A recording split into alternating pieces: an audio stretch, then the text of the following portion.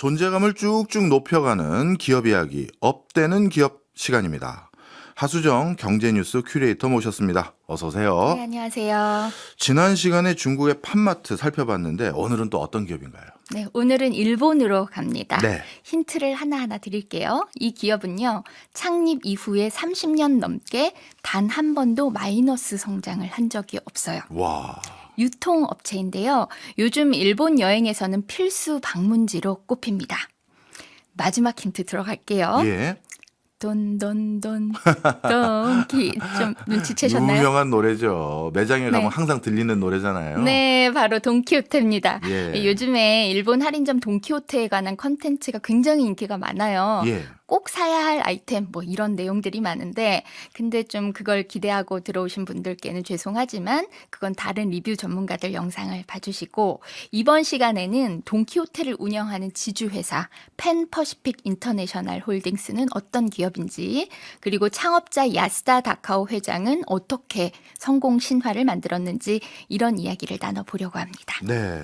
사실 일본 관광은 너무들 많이들 다니셔서 돈키호테 다 아실 분들도 있으시겠지만 네. 그래도 아직 안 가신 분들, 안 가본 분들 계실 것 같으니까 돈키호테 어떤 곳인지 소개부터 해주세요. 네, 돈키호테는 일본의 할인점입니다. 뭐 식품, 화장품, 의약품, 술까지 그야말로 뭐 별의별 것을 다 파는 그런 대형 할인 매장이라고 할 수 있겠습니다. 네. 일본 내에는 600개가 넘는 매장이 있고요. 미국과 아시아 이런 해외까지 포함하면 매장 수는 780개에 달합니다. 관광객들이 많이 가는 도쿄 신주쿠나 시부야에 가면은 거대한 펭귄이 달린 마트가 보이거든요. 그 펭귄은 돈팽이라는 이름을 가진 돈키호테 마스코트예요.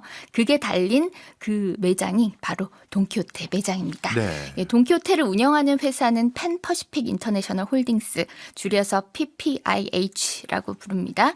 일본의 최대 유통공룡으로 불리는 이온그룹하고 또 편의점 세븐일레븐을 운영하는 세븐앤아이, 그리고 유니클로 운영사 패스트 리테일링과 함께 일본의 4대 유통사로 꼽히는 곳입니다. 특히 돈키호테는 한국인들 사이에서 굉장히 인기가 많아요. 주요 매장의 면세 매출을 보면은 그 면세 매출 30%가 한국 관광객이 차지하고 있다고 합니다. 지난 7월에는 한국 편의점 GS25하고 협업해서 그 여의도 그 큰 몰에서 팝업 스토어를 냈거든요.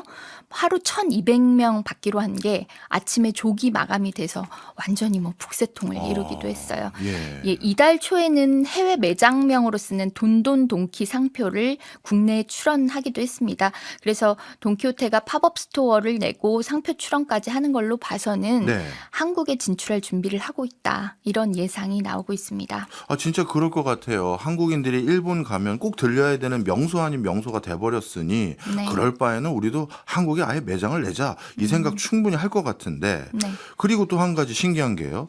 돈키호테가 지금 한국 진출 가능성도 엿보고 있을 정도로 어찌 보면 계속해서 공격적인 경영을 하고 있는 것 같은데 일본은 잃어버린 20, 30년 이런 표현 많이 하지 않습니까? 네. 그런데 어떻게 이 펜퍼시픽 인터내셔널이라는 회사는 30년 넘게 이렇게 성장을 계속 구가할 수 있었나요? 네, 놀랍게도 이 회사가 1989년 창사 이래 지금까지 35년 연속 매출과 영업이익이 증가했습니다. 연속이요? 쭉, 예, 우상향을 와. 했는데 도쿄 증시 상장사 중에서는 30년 넘게 단 한 번도 성장이 꺾이지 않은 기업은 바로 이 펜퍼시픽 인터내셔널 홀딩스가 유일하다고 합니다. 예. 뭐 심지어 글로벌 금융위기, 동일본 대지진, 코로나까지 있었잖아요. 예. 근데도 계속 성장하는 진기록을 세웠습니다. 예. 거의 불사조 수준이에요. 예. 근데 운이 좋게도 이 대형 외부 악재가 터지기 전후로 아주 기가 막힌 타이밍의 구조조정과 인수합병을 하면서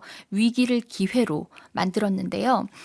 예를 들면 2006년도에 정렬 공간이라고 해가지고 음식 손맛을 매장에서 직접 보여주는 그런 특화된 점포들이 있었어요. 근데 이게 인기는 많았지만 계속 손해가 났습니다. 그래서 2년 만에 그 매장을 모두 정리해버렸고 대신 돈이 되는 그 나가사키야라는 슈퍼마켓을 당시에 인수했습니다. 예. 그런데 그때 2008년 글로벌 금융위기가 터져서 예, 그래도 큰 손실을 막고 위기를 극복할 수 있었어요. 한마디로 이제 투자는 과감하게 하되 손절매를 단호하게 한 거죠. 예. 특히 그 경기 침체기에 다른 기업들이 투자를 보류하고 있을 때 오히려 경영난에 빠진 마트나 부지를 헐값에 인수하는 거를 잘 하는 기업이거든요. 예를 들어서 또 2019년 초에도 일본 경기가 좋지 않았을 때 그 슈퍼마켓 체인인 유니홀딩스를 인수했는데요. 그 유니홀딩스 인수로 그동안 취약했던 그 신선식품 분야를 보강을 했습니다. 그리고 일본 내국인 고객의 수요를 이제 많이 확보를 할 수가 있었어요. 예. 그런데 2019년 말에 그러니까 유니홀딩스 인수한 지 1년도 안 돼서 코로나 팬데믹이 터지면서 외국인 관광객 매출이 싹 빠져버린 거예요. 예. 근데 그 직전에 유니홀딩스를 인수해 놨기 때문에 오히려 매출이 늘어나면서 성장을 유지할 수가 있었던 겁니다. 그렇군요. 어찌 보면 30년 가까이 지속적인 성장을 구가하는 가장 큰 원동력은 도전할 때는 과감하게 하고 아니다 네. 싶으면 확실히 빠져나가는 이런 신속한 판단들이 그리고 명쾌한 판단들이 주요했던 것 같은데 이런 회사는 해외 M&A도 만만치 않게 잘할 것 같은데요. 네, 맞습니다. 그 펜퍼시픽이 하와이나 미국 지역에서 유통사를 여러 개 인수하면서 이제 서서히 해외로 사업을 확장하고 있고요. 예. 지금은 일본 내에서 매출 비중이 80% 이상 일어나고 있는데 이제 해외 비중도 점차 증가하고 있습니다. 지금 그룹 차원에서 2035년까지 매출과 영업이익을 지금보다 2배 이상 키우겠다. 이런 아주 야심찬 목표를 세워놓고 있거든요. 예. 지난해 매출이 2조 2천억엔, 그러니까 우리 돈으로는 21조 원인데 10년 후에는 이걸 4조 2천억 원, 그러니까 40조 원으로 키우겠다는 목표고요. 영업이익도 지금 1,600억엔인데 10년 뒤에 3,003억엔으로 2배 늘리는 그런 로드맵을 짜놨습니다. 예. 이런 성장은 해외 사업을 중심으로 일어나겠다는 그런 계획입니다. 네. 아무리 회사가 M&A를 잘하고 적재적소에 판단을 잘하는 회사라 하더라도 M&A만 가지고 이런 놀라운 성과를 낼 것 같지는 않은데 네. 뭔가 특별한 경영 비결 이런 것도 있나요? 네, 돈키호테는요, 그 하버드 경영대학원에서 케이스 스터디로 다룰 정도로 일반 유통업체들하고는 좀 다른 그런 경영 방식을 보이고 있다는 평가가 많습니다. 그러니까 하버드 케이스 스터디 보고서를 보면 전례가 없을 정도로 독특한 비즈니스 모델이다. 이런 분석을 했어요. 예.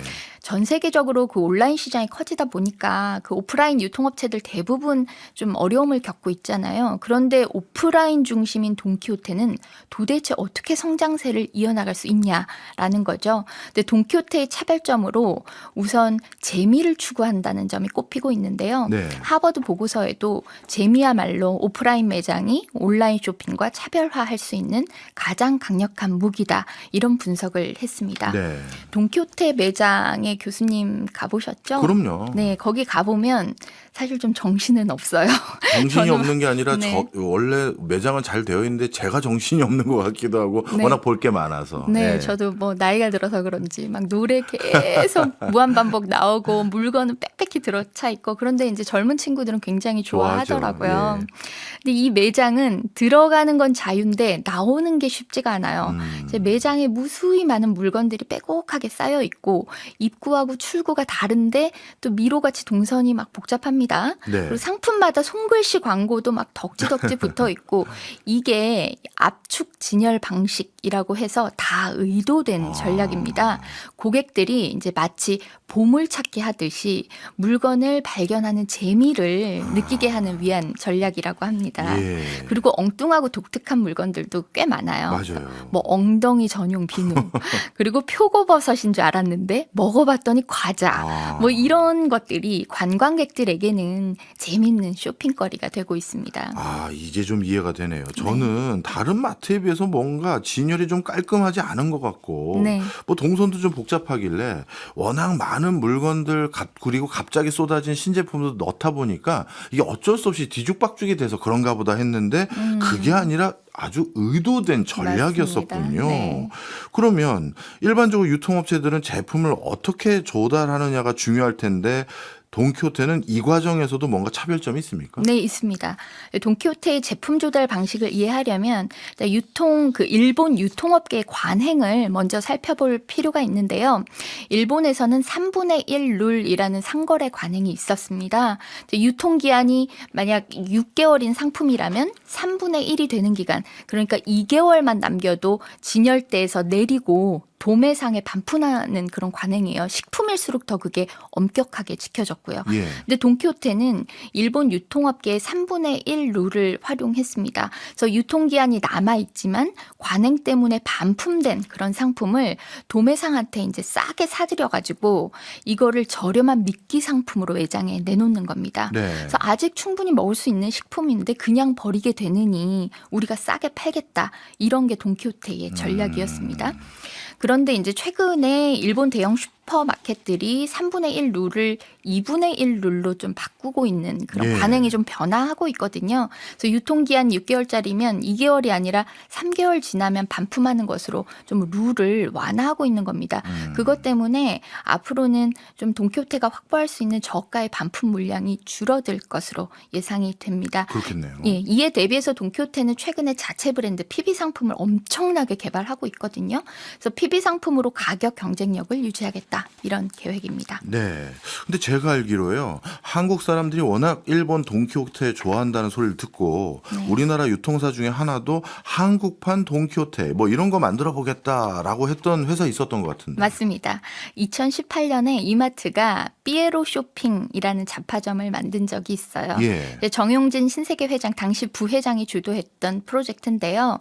만물상을 표방하면서 이제 수많은 상품을 압축해서 진열하는 방식이라든지 또 재미를 추구하는 이색 제품을 선보인다든지 이런 게 이제 돈키호테의 경영 방식을 따왔어요. 네. 그런데 결론적으로 적자를 보고 2년 만에 문을 닫았습니다. 가격에서 경쟁력을 갖추지 못한 게 가장 큰 실패 원인이었고 또 매장의 자율성이 강조됐던 돈키호테와는 달리 삐에로 쇼핑은 본사의 이제 통제하에서 운영이 되면서 시장 변화에 즉각적으로 대응하지 못했다. 이런 게 좀 아쉬운 대목입니다. 네. 돈키호테의 경영 전략이 어떻게 보면 검증됐다 해서 그냥 흉내만 낸다고 소비자들에게 다 통하는 건 아니네요. 네, 맞습니다. 그러면 이 돈키호테를 누가 창업했는지 한번 돈키호테 창업주에 대해서 좀 소개를 해드리도록 하겠습니다. 네. 예, 창업주는 야스다 다카오라는 사람입니다. 지금 회장직을 맡고 있고요. 이 야스다 다카오 회장은요, 본인 스스로도 괴짜라고 할 정도로 평범하지는 않은 사람이었어요. 네. 이제 빈털터리 실직자였고, 근데 연매출 20조 원짜리 기업을 일궈내기까지 아주 파란만장한 일들을 겪어왔습니다. 그래서 야스다 회장은 1949년생이고 아버지는 교등학교 교사, 어머니는 전업주부 이렇게 평범한 가정에서 자랐다고 해요. 예. 근데 어릴 때부터 나는 절대 아버지처럼 평범하게 살지 않겠다. 뭐 이런 결심을 계속 해왔다고 합니다. 근데 명문 사립대인 게이오대 법학부에 들어가기는 했는데 입학 2주 만에 마작에 빠지고 말았어요. 예. 근데 가까스로 뭐 우여곡절을 겪으면서 대학을 졸업하고 부동산 기업에 취직을 하긴 했는데 또 그게 입사 10개월 만에 회사가 파산을 하게 돼요. 네. 그리고 이제 본격적으로 마작 도박판에 들어가게 됩니다. 예. 근데 대학생활 때 또 갈고 닦은 실력으로 도박판에서 점점 승률이 올라갔대요. 예. 근데 승률이 좋은 20대 애송이를 도박꾼들이 그대로 두고 볼 리가 없잖아요. 예. 그래서 도박판에서 추방시켜 버려요. 뭐 신이 도왔다고 이제 그 회장은 스스로 표현을 하던데요. 네. 그래서 이 사람이 젊은 시절에 마작판을 돌아다닌 게 무려 6년이나 됐어요. 그렇게 지내다 보니까 뭐 별다른 기술도 없고 인맥도 없고 돈도 없었죠. 예. 그래서 이제 하는 수 없이 고른 게 장사였다고 합니다. 그래서 29살에 마작으로 조금 딴 돈을 가지고 도둑시장이라는 간판을 단 작은 잡화점을 냈어요. 그게 돈키호테의 원형이라고 할 수 있습니다. 예. 그때부터 남들이 하지 않는 것, 예를 들면서 심야 영업을 한다든지 또 복잡하게 압축 진열을 한다든지 이런 차별점을 만들면서 차곡차곡 사업의 발판을 만들었습니다. 이야, 인생 스토리가 진짜 남다르네요. 20대에 마작판에 빠졌다가 그리고 실직 상태에서 내가 계속 할 수는 없으니 이제 뭐 해야지 하다가 이런 큰 대형 유통회사를 키워냈다. 대단한데요. 네. 이 사람이 좀 범상치가 않은 게 마작판에서도 많은 것을 배웠다고 해요. 네. 그래서 야스다 회장이 쓴 운의 경영학 이런 책이 있는데요. 예. 그 책을 읽어보면 젊은 시절 마작을 하면서 느낀 것을 실제 경영에 적용한 것이 많다고 합니다. 네. 펜 퍼시픽에는 직원들이 실험하고 도전하는 것을 장려하는 문화가 있다고 합니다. 예. 잘 아시겠지만 일본의 일반 대기업들은 의사결정이 아주 신중한 문화잖아요. 근데 펜퍼시픽은 다릅니다. 이 회사에서는 직원이 새로운 아이디어를 내면 본사의 복잡한 결제가 없이도 현장에서 즉각 실행할 수 있다고 합니다. 이런 실험의 결과는 실시간 데이터로 피드백이 돼서 성공하면 바로 직원한테 보상이 가는 시스템이라고 해요. 그래서 지금까지 새로 개발해서 실행한 프로젝트 100개 중에서 이제 살아남은 것은 한 15개 정도라고 하는데 네. 85%는 실패해도 15%의 성공한 프로젝트가 나오게 되는 것이죠. 네. 근데 야스다 회장이 이런 말을 한 적이 있어요. 몇 번 졌느냐는 중요하지가 않다. 작은 실패를 연발해도 단 한 번 대승을 거두면 최종 승리자가 될 수 있다. 마작 게임판에서 익힌 원리라고 합니다. 네, 참, 이 원래 도박이 좋은 건 아닌데 이분에게는 전화위복의 계기가 당연히 된 것 같고요. 네. 자, 근데 야스다 회장은 현장 직원들에게 여타 일본 기업과 달리 자율권을 굉장히 많이 주나 보죠. 네, 이 점이 또 일본의 다른 회사가 쉽게 흉내낼 수 없는 그런 조직 문화입니다. 또 마작 얘기인데 마작 초보자는 자기 패에 신경을 많이 쓰는 반면에 고수가 되면 자기 패보다는 상대의 패를 읽으려고 노력을 한다고 해요. 상대의 손과 표정을 보면서 상대가 무엇을 생각하는지 읽으려고 한다는데요. 그 훈련이 야스다 회장에게는 경영에 큰 도움이 됐다고 합니다. 무슨 얘기냐면 야스다 회장의 중요한 경영 철학 중 하나가 주어 전환이라는 건데 네. 주어를 나로 하는 게 아니라 이제 상대방으로 바꿔서 상대의 처지에서 생각하고 행동하는 겁니다. 네. 그래서 판매자, 이 경영자인 내가 물건을 팔고 이익을 내고 싶다라고 생각하면 안 된다. 구매자, 이 고객이 이득되는 쇼핑을 했다고 느끼게 해야 한다라는 거고요. 또 이제 기업의 경영자가 성공하고 싶다. 라고 할 게 아니라 직원들이 성공하고 싶다라고 생각해야 그 기업이 잘 된다는 그런 논리입니다. 그래서 보통의 경영자들이 하는 생각에서 이제 야스다 회장은 주어를 이제 바꿔버린 거죠. 예. 그러기 위해서 야스다 회장 스스로 결정권을 내려놓고 현장에 권한과 자율권을 주게 된 겁니다. 이 야스다 회장도 처음부터 이런 경영 철학을 갖고 있었던 거는 아니었다고 해요. 이제 창업 초창기에 도둑시장 가게를 운영하던 시절에 이제 직원들이 자꾸 물건을 훔치고 부정을 저질렀다고 합니다. 손님이 아니라 직원이요? 직원들이. 근데 그때는 야스다 회장 자신이 성공을 굉장히 하고 싶다라고 해서 자신의 이익을 우선시하는 그런 시절이었다고 해요. 예. 그러다 보니까 직원들이 왜 내가 사장의 돈벌이를 도와야 되냐 이런 생각을 할 수밖에 없는 분위기가 만들어졌고, 근데 야스다 회장은 사람을 움직이고 조직을 움직이는 힘은 결국 함께 성공할 수 있는 조직 문화를 만드는 것에서 비롯된다. 이런 걸 깨우쳤다고 합니다. 네.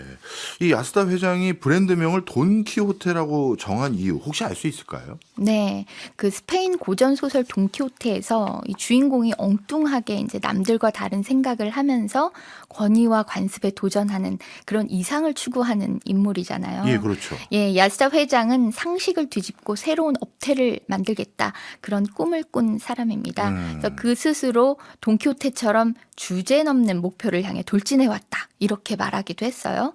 그러니까 돈키호테는 사업장의 이름이자 경영 철학이자 그리고 야스다 다카오 이 사람 자체를 의미하는 단어이기도 한 겁니다. 네. 그런데 안타깝게도 이제 야스다 회장의 건강이 그리 좋지는 않다고 합니다. 올해 76살인데요. 이게 말기암 진단을 아이고. 받았다고 해요. 예. 또 회사는 전문 경영인 체계로 돌아가고 있고 야스다 회장의 장남인 야스다 다카히로가 그룹에서 이제 이사 직책을 맡으면서 신사업부를 이끌고 있습니다. 이제 여러모로 펜퍼시픽이 큰 변화를 맞이하고 있는 시기인데요.